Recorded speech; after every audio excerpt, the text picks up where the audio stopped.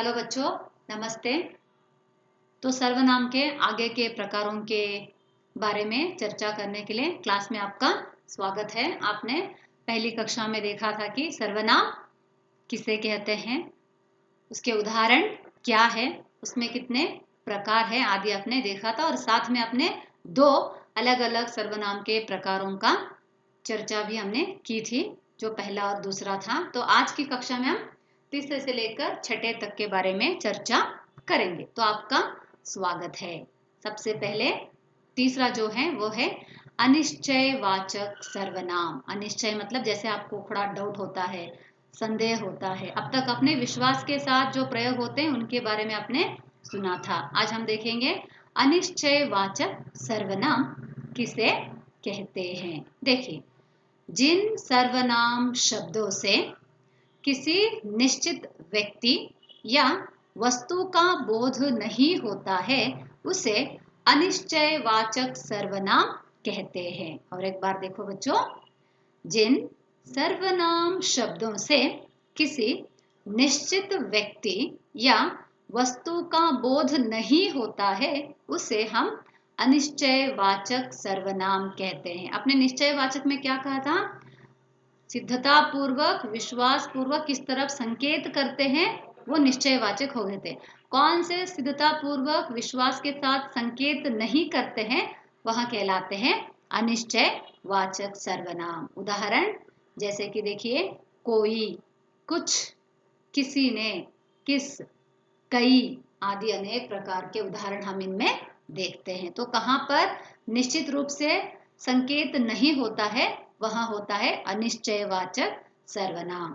तो निश्चयवाचक का अगर विरुद्ध में आपको लिखना है तो वहां बनता है अनिश्चयवाचक सर्वनाम। तो आगे बढ़ेंगे, वहां है चौथा प्रकार संबंध वाचक सर्वनाम। संबंध मतलब पता ना आपको, रिलेटिव, रिलेशनशिप बढ़ाना एक दूसरे के साथ। यहाँ पर एक दूसरे के नहीं बल्कि एक एक शब्दों के साथ, एक एक वाक्यों के साथ हम संबंध को जोड़ रहे हैं, इसलिए इनको हम संबंधवाचक सर्वनाम कहते हैं। देखिए, अर्थ इस प्रकार है।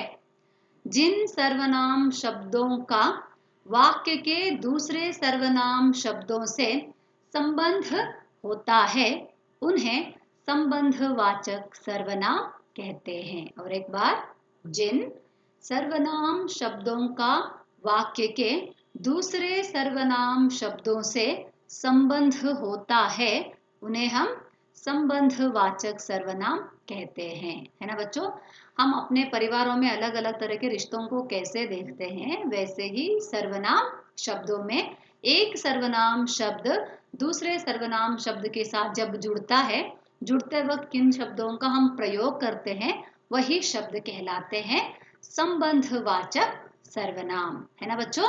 तो देखिए, उदाहरण किस तरह से है।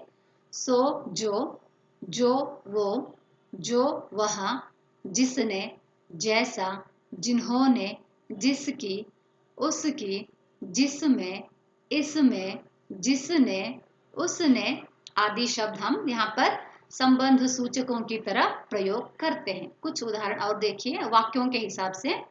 जिसकी लाठी उसी की भैंस, तो यहाँ पर जिसकी और उसकी वो है संबंधवाचक सर्वनाम शब्द।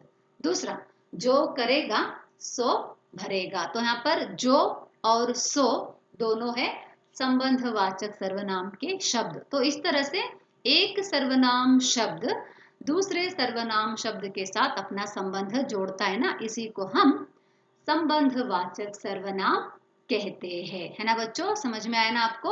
अब है नेक्स्ट में हम जाएंगे, वह है प्रश्नवाचक सर्वनाम। प्रश्न में आपको पता है क्वेश्चन कहाँ पर होता है या क्वेश्चन मार्क कहाँ पर रहता है, वह प्रश्नवाचक कहलाता है। जिन सर्वनाम से प्रश्न का बोध हो या प्रश्न करने के लिए जिस सर्वनाम का प्रयोग हो उसे हम प्रश्नवाचक सर्वनाम कहते हैं। और एक बार बच्चों, जिन सर्वनाम से प्रश्न का बोध हो या प्रश्न करने के लिए जिस सर्वनाम का प्रयोग हो उसे हम प्रश्नवाचक सर्वनाम कहते हैं। और इसके उदाहरण इस प्रकार है। क्या, किससे, किसने, कौन, किसे, क्यों, कैसे, कब आदि सभी प्रश्नवाचक के, प्रश्न पूछने के कुछ शब्द है। इसके अनुसार आप बहुत सारे वाक्य बना सकते, जैसे कि आप क्या कर रहे हैं, आप कौन हैं, आपको किसने भेजा, आप किससे मिलना चाहते हैं, आप कहाँ से आए, आप क्यों आए, आप कैसे आए, कब आए। ऐसे हम बहुत सारे प्रश्नों को बना सकते हैं, प्रश्नवाचक शब्दों को या वाक्यों को बना सकते हैं। तो ये हो गया सर्वनाम का 5वां प्रकार। अब हम आएंगे सर्वनाम के अंतिम प्रकार यानी निजवाचक सर्वनाम में हम पहुंचे हैं। तो इसका अर्थ क्या है, देखिए, जिन सर्वनाम शब्दों का प्रयोग वाक्यों में कर्ता के साथ स्वयं अथवा अपने आप बताने के लिए किया जाता है, उन्हें निजवाचक सर्वनाम कहते हैं। और एक बार देखिए, जिन सर्वनाम शब्दों का प्रयोग वाक्य में कर्ता के साथ, मतलब कर्ता खुद के लिए उन शब्दों को प्रयोग करता है, उन वाक्यों को प्रयोग करता है जो खुद के लिए होते हैं, स्वयं के लिए होते हैं, वह कहलाते हैं निजवाचक सर्वनाम। उदाहरण देखिए, खुद, अपने, आप, स्वयं, अपना, अपने लिए, जैसे होते हैं ना, ये आदि शब्द होते हैं निजवाचक सर्वनाम जो कर्ता अपने लिए प्रयोग करते हैं। जैसे कि मैं कह रही हूँ, मैं आपसे कहना चाहती हूँ, यह मेरा काम है, आदि सब सिर्फ अपने लिए हम लोग प्रयोग करते हैं ना, वह कहलाते हैं निजवाचक सर्वनाम। तो ये हो गए बाकी के सर्वनाम के प्रकारों के साथ आज हम सर्वनाम पाठ को मुक्ताय कर रहे हैं। तो आपने देखा सर्वनाम, प्रकार, नाम, अर्थ, उदाहरण, बाकी सब अपने सभी कक्षा में सुनते आए हैं। तो आज के पाठ के आधार पर गृह कार्य के प्रश्न इस तरह से बनते हैं। पहला प्रश्न है, अनिश्चयवाचक और संबंधवाचक सर्वनाम किसे कहते हैं? 4 उदाहरण लिखिए। 4 उदाहरण के साथ आपको इसे लिखना है। प्रश्न 2, प्रश्नवाचक और निजवाचक सर्वनाम किसे कहते हैं? 4 उदाहरण लिखिए। तो हमने 4 प्रकारों को 2 ही प्रश्न में ढाला है, तो इनका उत्तर आप अपने ग्रामर क्लासवर्क में लिखेंगे। तो आज आपने सर्वनाम के सभी प्रकारों के बारे में जानकारी प्राप्त कर ली। बाकी के कक्षा में ग्रामर का दूसरा जो पार्ट है उसके बारे में हम चर्चा करेंगे। धन्यवाद बच्चों।